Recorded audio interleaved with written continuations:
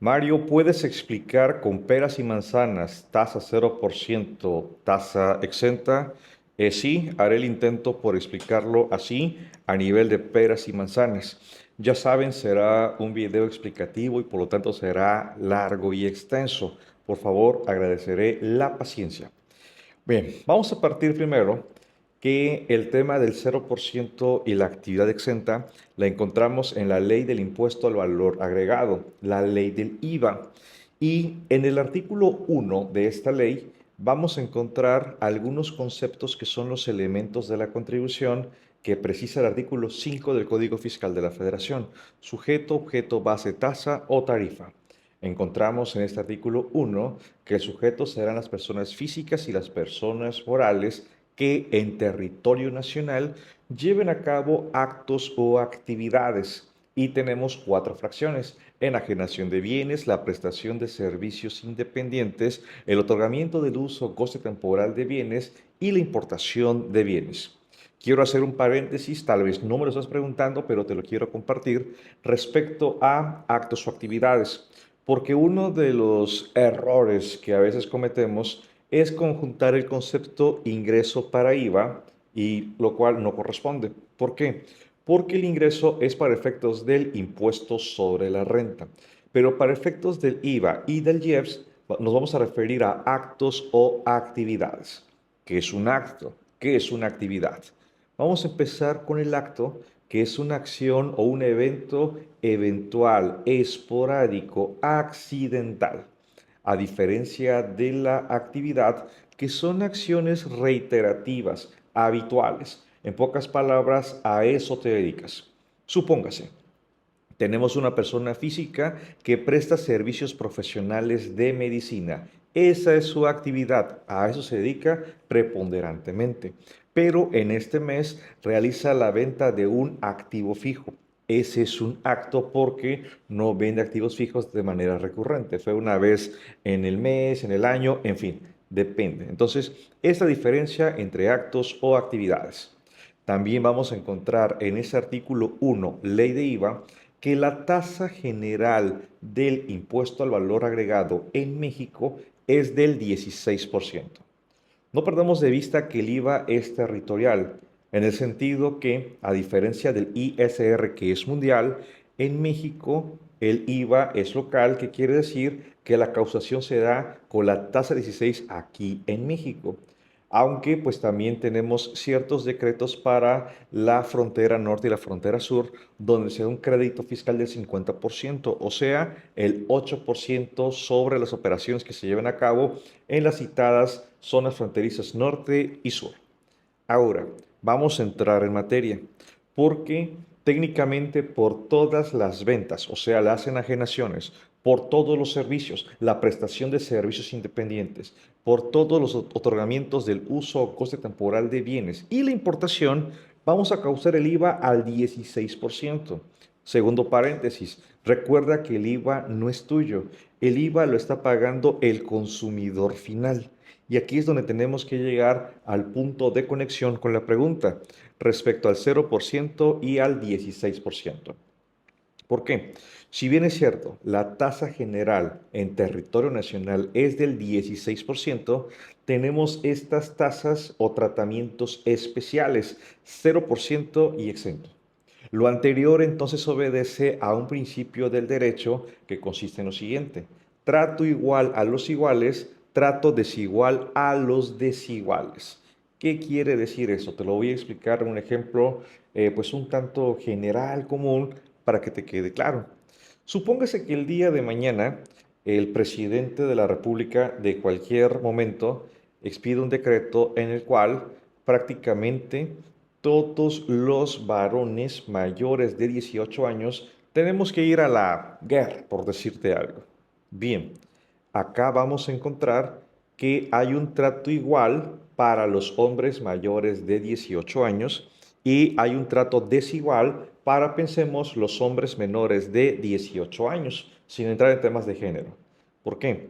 Porque entonces encontraremos que dentro de la sociedad pues hay ciertos productos o ciertas actividades que no se pueden gravar a la tasa del 16%. Pongamos un ejemplo. Supóngase que los medicamentos, si le agregamos la tasa del 16%, como te he dicho, el consumidor final es el que paga ese impuesto al valor agregado. Pensemos un medicamento de 500 pesos. Hoy es 0%, pero en el caso hipotético que tuviera IVA, el consumidor final pues pagaría 580 pesos. Y si lo vemos en un tema de igualdad económica o social, pues el poder adquisitivo de esa persona se va a reducir y no tendrá para su subsistencia. Y así vamos a encontrar otros productos. Productos, como ya te dije, los medicamentos, los animales, los vegetales, pero también ciertos servicios como la enseñanza, el transporte de personas, los servicios profesionales de la salud, entre otros. Oye, pero ¿y entonces por qué hacer esta distinción?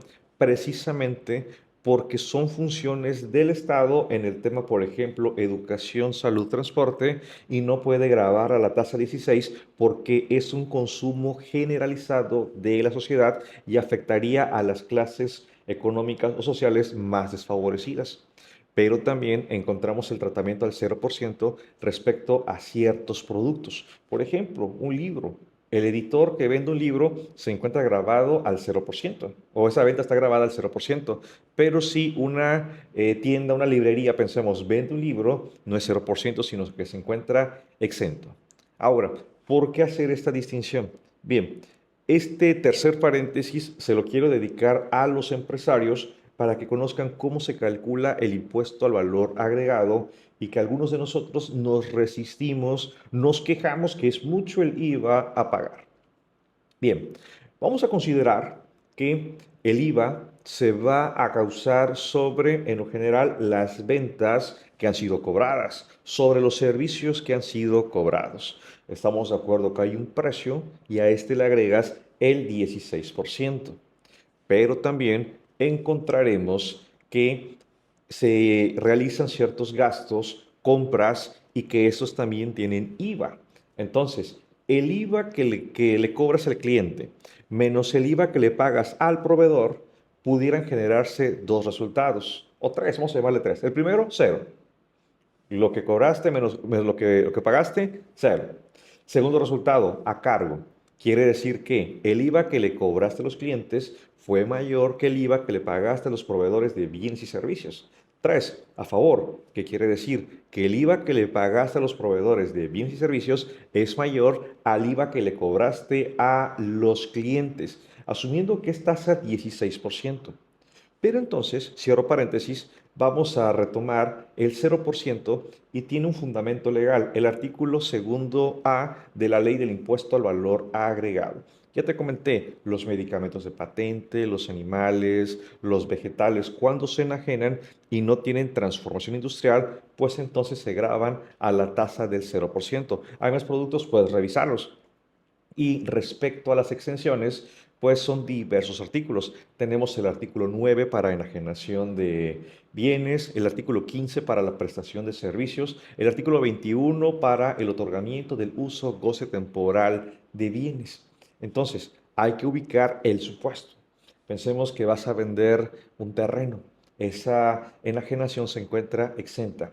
Vas a vender casa habitación, se encuentra exenta. Un vehículo o un bien mueble usado se encuentra exento, excepto si lo venden empresas y otros tratamientos. Aquí requiere esa diferenciación legal. Ahora, vamos con las peras, vamos con las manzanas.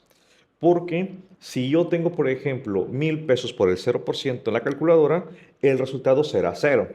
Pero si tengo 1,000 pesos y se encuentran exentos, el resultado también será cero. Por lo tanto, aritméticamente es el mismo resultado, pero fiscalmente no. Hay una diferencia. Porque entonces esas operaciones que se graban al 0% van a permitir este concepto que se llama el acreditamiento. ¿Qué quiere decir? Pensemos que estás vendiendo 100,000 pesos de medicamentos de patente grabados al 0%. Entonces, 100,000 por el 0% me da cero. Pero pensemos que hiciste pagos a los proveedores de bienes y servicios, renta, teléfono, honorarios, lo que tú quieras. Pensemos que fueron 50,000. Entonces, 0 menos 50,000 nos dará un saldo a favor del impuesto al valor agregado. Por favor, toma nota. Las actividades grabadas al 0% que se encuentran en el artículo segundo A de la ley del IVA generan saldo a favor. 0, menos 10,000, 2,000, lo que sea, saldo a favor, y vamos a tener aquí dos alternativas. Una que es el acreditamiento y dos que es la devolución. Cuando hablamos de la devolución, en efecto, es a través de un trámite solicitarle al SAT ese saldo a favor, ese pago en exceso que hice en relación a lo que cobré. Cobré 0 menos 50,000, bueno, 50,000 venga de regreso, pero hay que hacer un trámite de devolución y el plazo es de hasta 40 días hábiles, con base en el artículo 22 del Código Fiscal de la Federación. Y la otra figura, el acreditamiento. ¿En qué consiste? Que pensemos en este mes tengo 50,000 pesos a favor, pero en el siguiente mes pensemos alguna operación que sí graba IVA es de 30,000, IVA a cargo 30,000. Entonces alguien dirá, bueno, hay que pagar 30,000. 30,000. No, espérate. Recuerda que el mes anterior tenemos 50,000 pesos de IVA a favor, entonces lo voy a restar. En vez de transferir 30,000, voy a transferir 0 porque ya lo pagué con anterioridad. Ese es entonces el efecto de la actividad grabada al 0%, que dada su naturaleza podría obtener un saldo a favor y este lo podría también tener en carácter de devolución. Pero por su parte la actividad exenta, esta entonces no me permite la figura del acreditamiento. O sea, vamos a pensar, venta 100,000 y como es exento, no le puedo poner 0. Yo le pondría un NA, no aplica. Menos 50,000 pagado. Si fuera en la computadora, Excel me diría error. ¿Por qué? Porque no se permite el acreditamiento. Y alguien preguntaría, oye, ¿y qué hago con esos 50,000 pesos que le pagué a los proveedores? Si no los puedo restar, si no los puedo acreditar, ¿en qué se convierte? Se va a convertir entonces en una partida deducible, ya sea costo o ya sea gasto, para una persona moral, para una persona física empresaria, profesionista, plataformas, RIF, arrendamiento. En régimen de confianza recordemos que sí hay deducciones, pero estas no se pueden aplicar en la mecánica de cálculo. Por lo tanto, voy a hacer el resumen. Si tienes una actividad grabada al 0%, se te permite la posibilidad de la devolución del saldo a favor. Pero si tienes actividad grabada, perdón, actividad exenta, entonces como no hay acreditamiento, no hay saldo a favor y esa cantidad que le pagas a los proveedores se convierte en una partida deducible para fines del impuesto sobre la renta. Es importante que tengas mucho cuidado con estas distinciones y sobre todo cómo elaboras tus comprobantes fiscales, cómo los recibes, porque de eso va a depender el tratamiento. No vaya a ser que tengas una actividad que debiera ser exenta y le consignas el valor 0% y luego tengas que estar corrigiendo la emisión de los comprobantes. Así que esto es clave y elemental. Por ello lo cité al principio. Aritméticamente el efecto es 0, pero fiscalmente el efecto es diferente. Ya en actividades exentas hay otro tratamiento donde pudiéramos tener combinación de la actividad grabada 16.0 y exento, y cabría la posibilidad de que se genere una proporción o un prorrateo de estas actividades exentas, y bueno, es otro procedimiento que hay que seguir con base en la ley del impuesto al valor agregado. No perdamos de vista, y reitero, la causación del IVA se da sobre las operaciones de ventas, servicios o arrendamientos que estos han sido cobrados, y respecto al acreditamiento que estén pagados en el mes, y recomiendo ampliamente revisar todo el artículo 5 de la ley del impuesto al valor agregado para abundar en los requisitos del acreditamiento del IVA.